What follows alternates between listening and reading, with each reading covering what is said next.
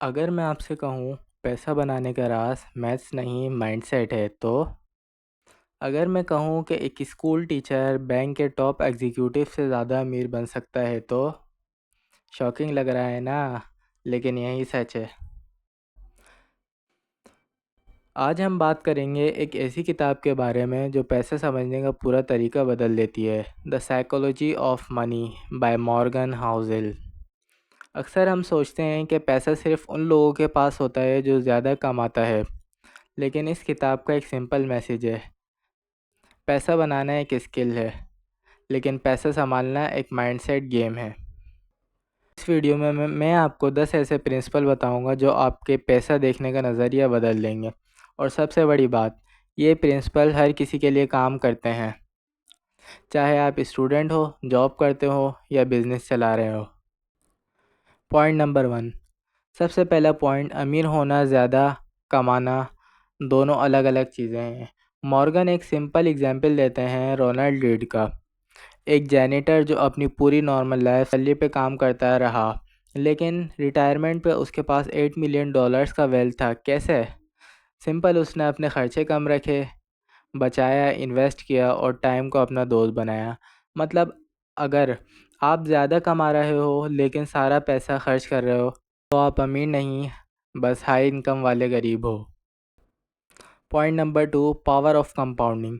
Compounding interest यानी interest पे interest. Albert Einstein इसे 8 वंडर ऑफ द वर्ल्ड कहा था, लेकिन प्रॉब्लम यह है कि हम पेशेंस नहीं रखते। वॉरेन बफेट की ज़्यादा दौलत 60 के बाद आई। क्यों? क्योंकि उसने अपने इन्वेस्टमेंट को डिकेड्स तक ग्रो होने दिया।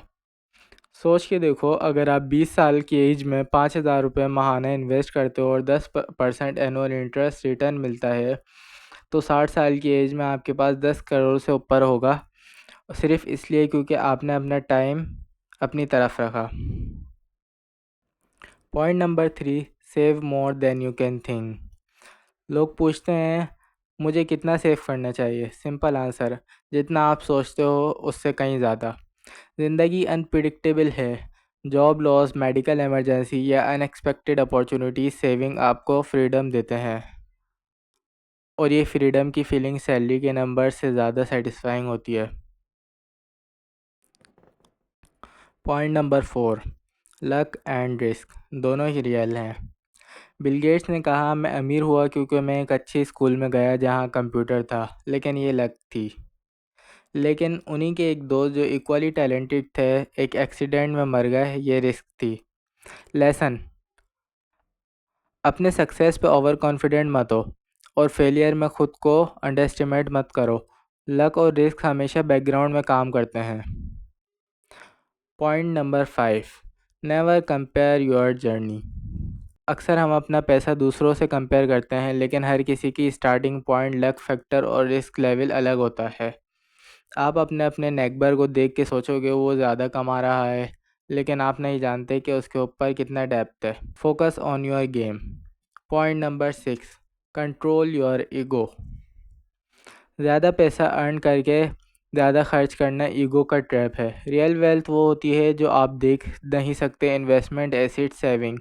काम से 50 लाख कमा रहे हो, लेकिन अगर आपने सब खर्च कर दिया तो आपके पास ज़ीरो है, और ज़ीरो का मतलब फ्रीडम ज़ीरो।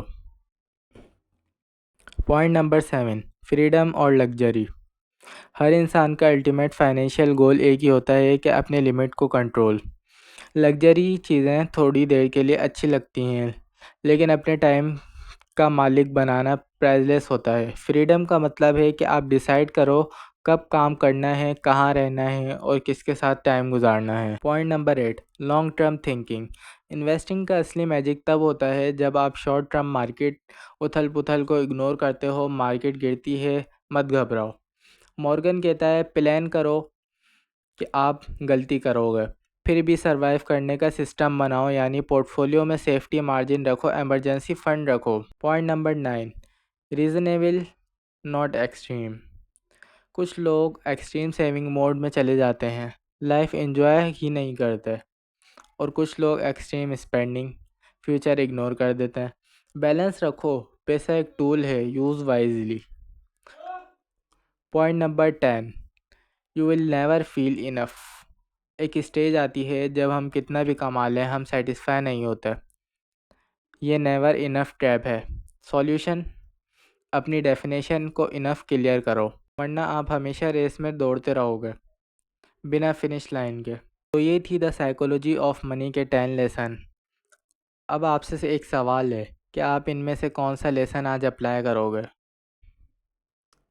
इनमें से कोई भी लेसन आप भूल ना जाओ, इसीलिए आपको घबराने की ज़रूरत नहीं है। मैं आपके लिए कोई रिकैप कर देता हूँ। इनकम और वेल्थ दोनों अलग अलग चीज़ें हैं। लेसन नंबर 2, कंपाउंडिंग टाइम के साथ साथ काम करता है। लेसन नंबर 3, सेव ज़्यादा करो। लेसन नंबर 4, लक और रिस्क दोनों एक्सेप्ट करो। लेसन नंबर 5, कंपेयर मत करो। लेसन नंबर 6, ईगो कंट्रोल करो। लेसन नंबर 7, फ्रीडम सबसे बड़ी लग्जरी है।